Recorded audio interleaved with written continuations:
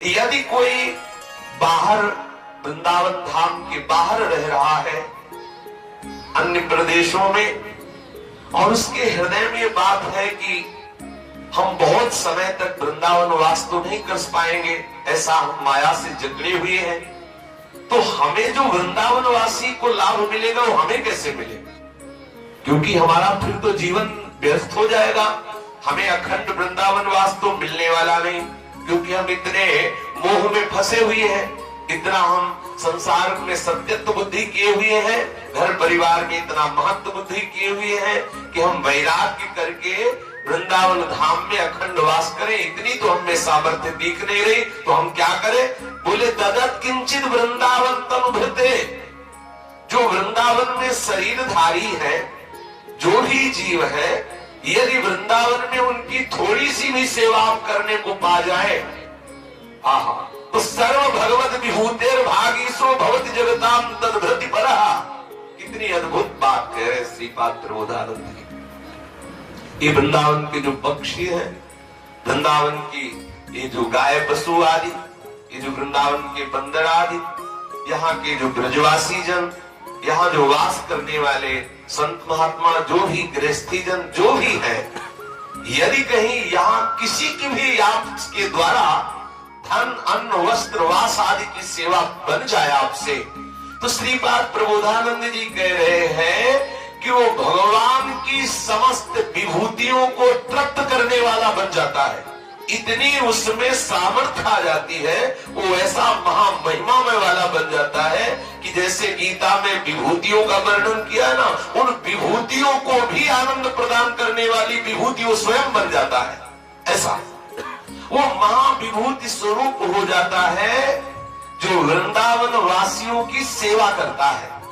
यद्यपि वो वृंदावन वास नहीं कर पा रहा, अखंड वृंदावन वास नहीं कर पा रहा, पर वृंदावन के पक्षियों को, वृंदावन के पशुओं को, वृंदावन के बंदरों को, वृंदावन के जो ब्रजवासी जन है, जो गृहस्थी जन आके रहे, मानो ऐसे गृहस्थी जन है कि भगवत चर्चा सुनकर भगवत प्रेम के लिए लालायित होकर श्री धाम वृंदावन वास कर रहे हैं। उनके पास सम्यक व्यवस्थाएं नहीं है, आपको भगवान ने यदि धन दिया है और आप ये लाभ लेना चाहते हैं वृंदावन वास का, तो चाहे वो गृहस्थ हो चाहे विरक्त, इस भूमि में वास करने वाले के लिए ये मर्यादा नहीं कि विरक्त की ही सेवा करनी चाहिए। यहाँ वनवासी है सब, कोई भी हो, स्त्री हो पुरुष हो गृहस्थ हो विरक्त हो, वो सब वनवासी है। इस वन में वास करने वाले हर वनवासी की सेवा का फल एक ही होगा, चाहे वो गृहस्थी की सेवा करे, चाहे वो बंदर की सेवा करे, चाहे वो विरक्ति की सेवा करे, चाहे गाय की सेवा करे, चाहे किसी की भी, वो वृंदावन वासी है। इस बात की बात यहाँ है,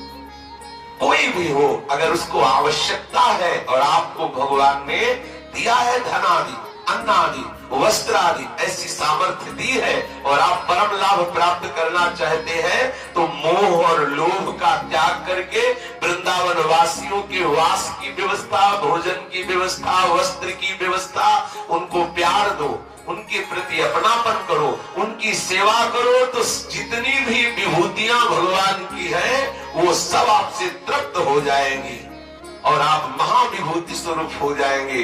महाविभूति स्वरूप अर्थात बिना वृंदावन वास किए भी वृंदावन वास का फल आपको प्राप्त हो जाएगा। कितनी सहज बात है? कांच के बदले में मणि मिल रही है, कांच के बदले में। कहां सांसारिक तुच्छ धन, कहां सांसारिक अन्न वस्त्र आदि, और कहां प्रियालाल का कृपा प्रसाद, केवल ब्रजवासियों की सेवा से।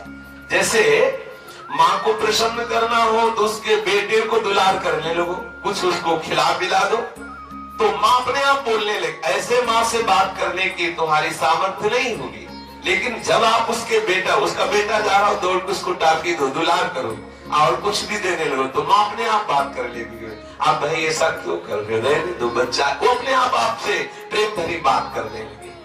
ऐसे ही हमारे प्रियालाल के लाडले हैं वृंदावन वासी, चाहे वो बंदर हो, चाहे वो पशु पक्षी हो, चाहे वो गृहस्थी हो, चाहे वो विरक्ति हो, चाहे ब्रजवासी हो, चाहे बाहर का वासी हो, जो यहाँ इस भूमि पर वास कर रहे, वो हमारी लाडली के लाडले हैं। प्यारी जी ने कृपा की तब आके वास कर रहे। इन वृंदावन वासियों की कोई भी शरीर से सेवा, अन्न से सेवा, वस्त्र से सेवा, धन से सेवा, वास की सेवा यदि ऐसा करता है तो हमारे लाडली लाल उस पर कृपालु होते हैं और जो वृंदावन वास का फल है वही फल उसको प्राप्त होता है। ये देखो कितनी बढ़िया बात श्रीपाद प्रबोधानंद जी महाराज ने की।